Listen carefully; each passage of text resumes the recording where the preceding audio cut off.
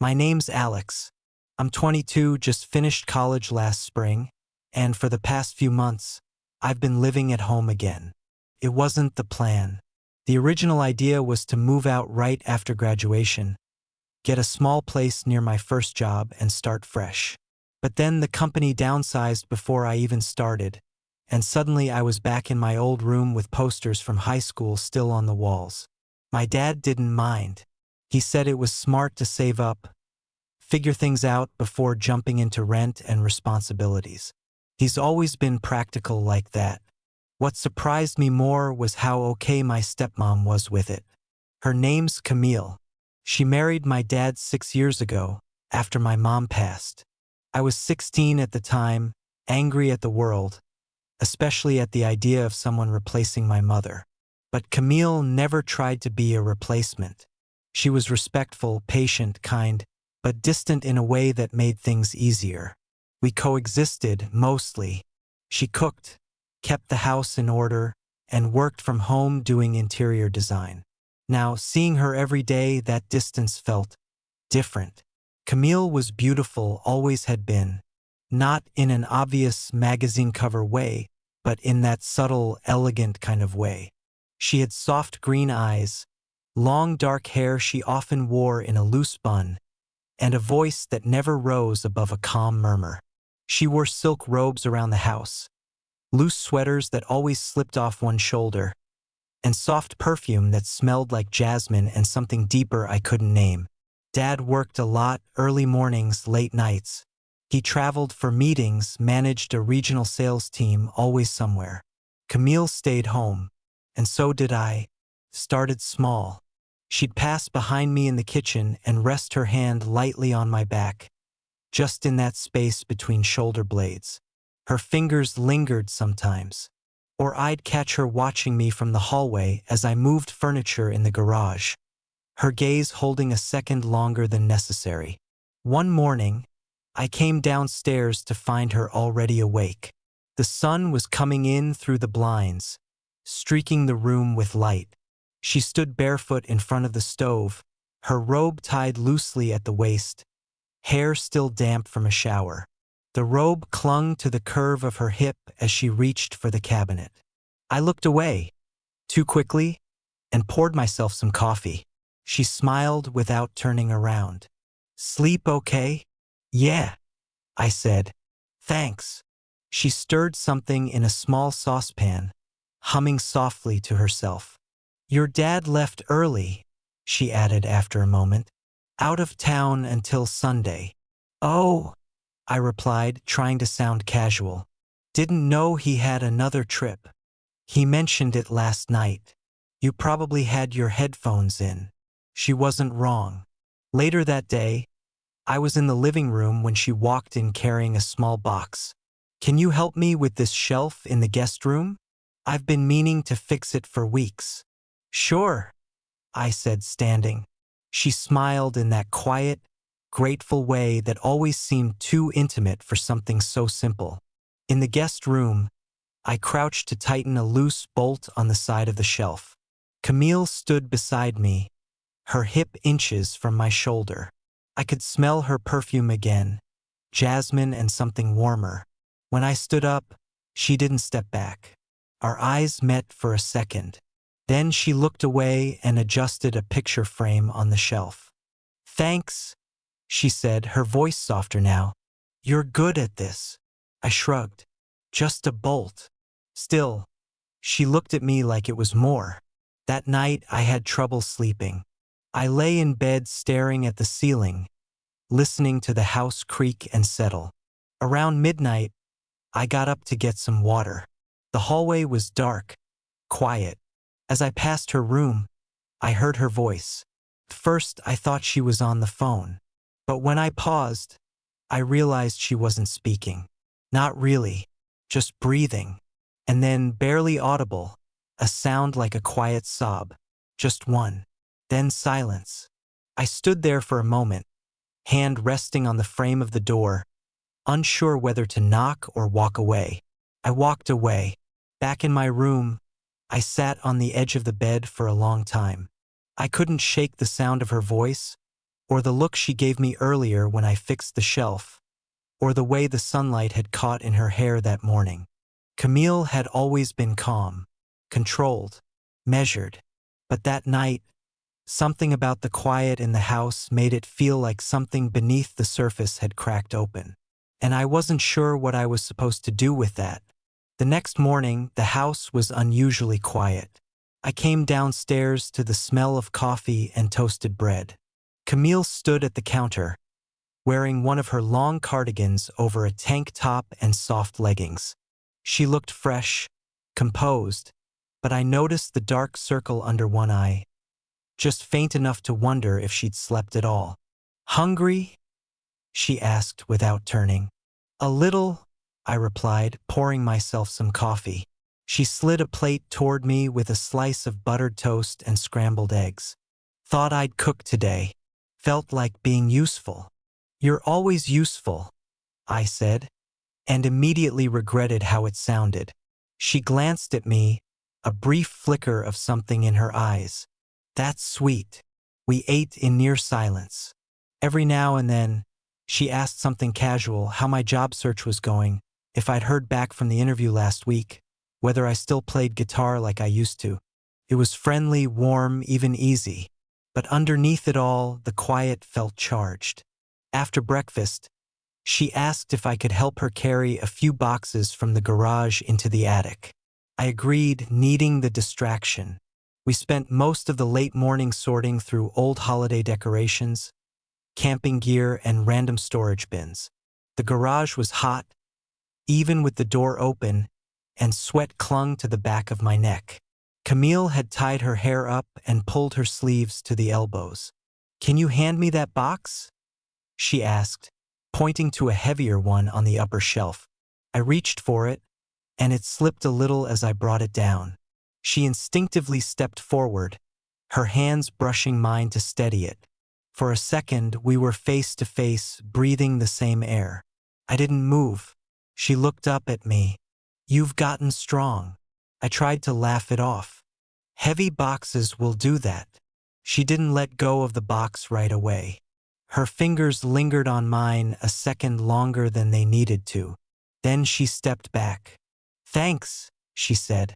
By late afternoon, we'd cleared out most of the clutter. She suggested we order food instead of cooking. "I'm too tired to be creative," she said, slumping dramatically onto the couch. I offered to pick something up, but she said no. "Let's just have it delivered and be lazy for once." Dinner was simple, Thai food, her favorite. We ate in the living room, the low table between us covered with cartons and sauces. She poured wine.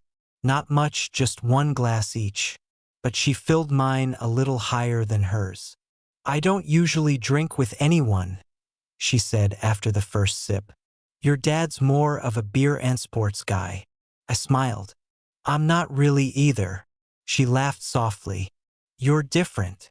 The way she said it made me pause. I looked at her over the rim of my glass. "Different how?" Camille tilted her head. "You pay attention. You always have. Even when you were younger. But now, it's different." Her eyes didn't leave mine. The space between us wasn't much, just a few feet. But it felt tighter than before, like the air had grown heavier. We finished dinner and cleaned up together. Her hand brushed against mine as we reached for the same dish. Neither of us commented. Later, I retreated to my room but couldn't focus. The light from the hallway spilled in under the door, and I heard her moving around, closing cabinets, shutting the fridge, footsteps soft against the tile. I opened the door and stepped into the hallway.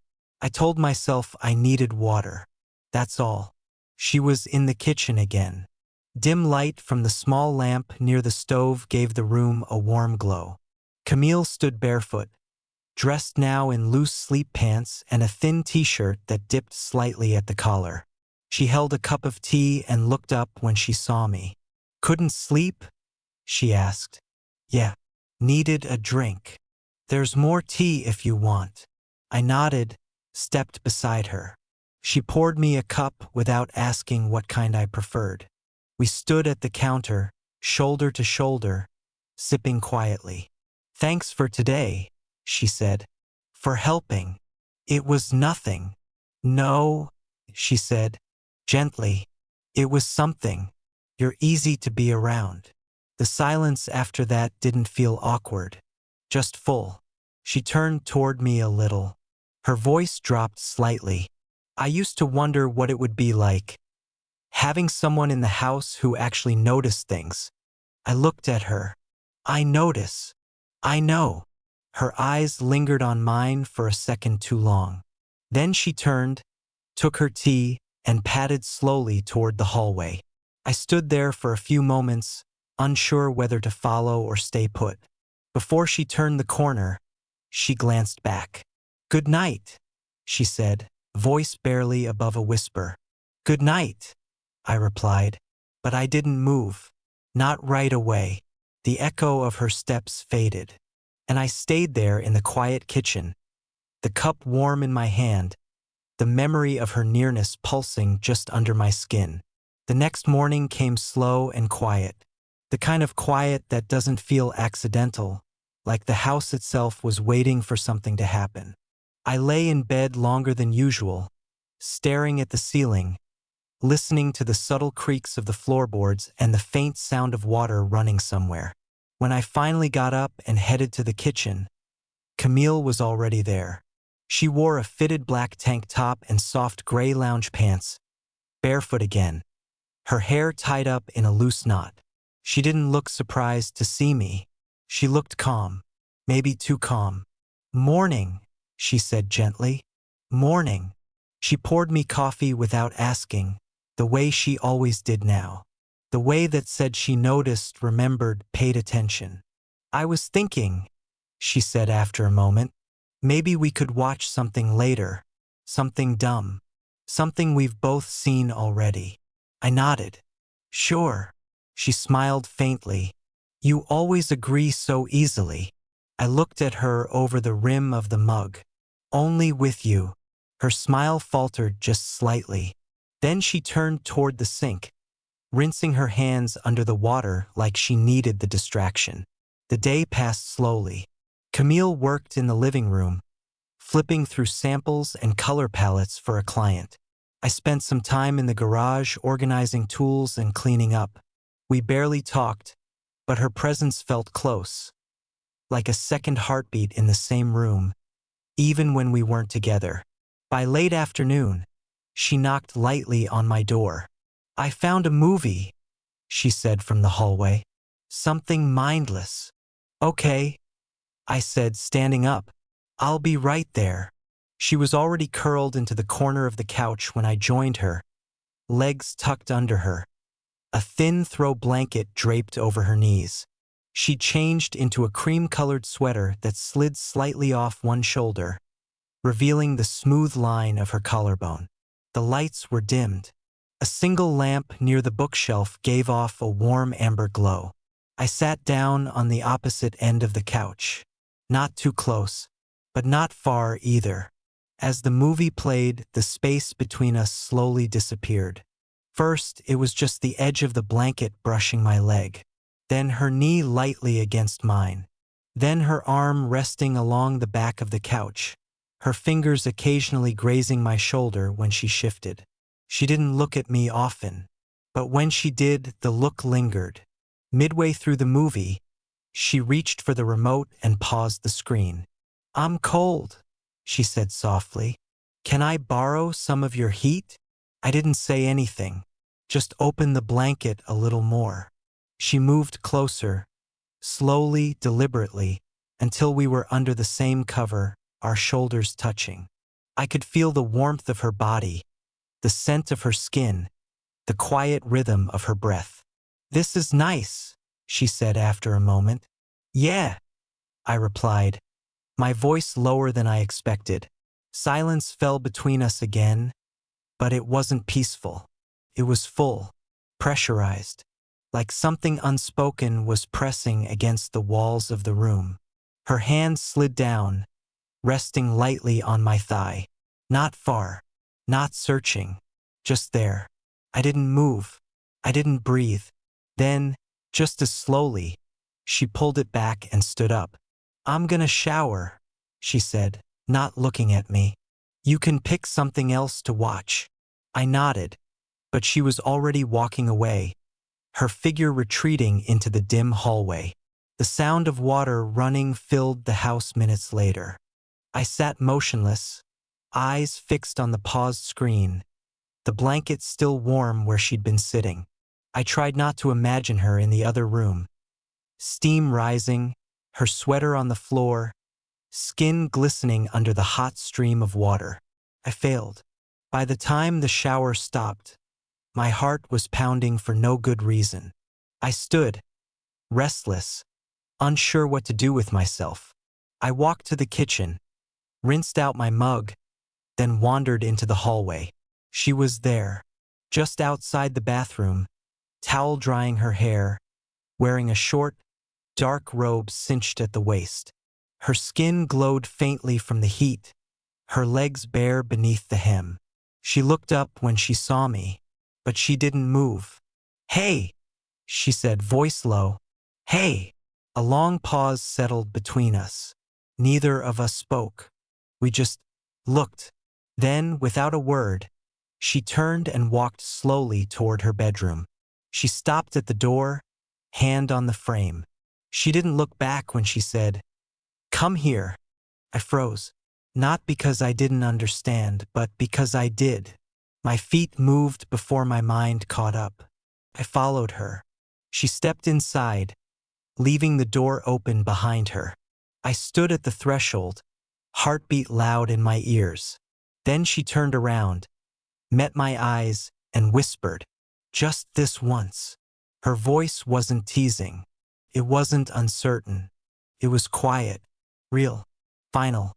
The way her eyes held mine, steady, exposed, without apology, said everything words couldn't. I stepped inside, and the door closed. The next morning, sunlight crept through the blinds and pooled across my bedroom floor. I woke slowly, unsure of the time, the shape of the day, or even how I'd gotten back to my room. My body ached in a way that wasn't physical. My thoughts moved like syrup, slow, heavy, and quiet. The house felt still. I sat up, rubbed the back of my neck, and listened. No footsteps, no clatter of dishes, no running water, just silence. When I stepped into the hallway, I saw the door to her room was closed. In the kitchen, there were 2 mugs on the counter. One was half full. The other had lipstick on the rim. Camille was standing near the window. She wore a long cardigan over a white t-shirt and loose jeans, her hair slightly messy like she hadn't touched it yet. She turned when she heard me, eyes unreadable. "Morning," she said. "Morning." She slid a mug toward me across the counter, then leaned back and took a slow sip from hers. No smile, no tension, just presence. Neither of us mentioned what happened. Instead, she asked if I'd heard back from the company I interviewed with. I said not yet. She reminded me to check my spam folder, just in case. I nodded and said I would. Felt like we were acting out a script, but without the lines. The moment was gone, but the echo of it still clung to the walls, to her voice, to the shape of her hands around the cup. That afternoon, my dad came home. Camille greeted him at the door with a long hug and a soft, "I missed you." I stood in the hallway, watching her face over his shoulder. She looked calm, polished, composed, but then her eyes flicked to mine, and for just a second, everything slipped. It wasn't guilt. It wasn't panic. It was recognition. Later that evening, I started packing. School was starting again, and I had found a place to sublet near campus. My dad offered to help, but I told him I had it covered. Camille didn't say much, just offered me a spare set of storage containers and a checklist she made for kitchen essentials. "You'll forget the little stuff," she said. "Spices, foil, a decent knife. Everyone does. Thanks, I said. As I zipped my bag shut, she knocked lightly on the doorframe. Got a minute? I nodded. She stepped in, arms crossed loosely over her chest, leaning against the door. I didn't think it would be that hard, she said after a pause.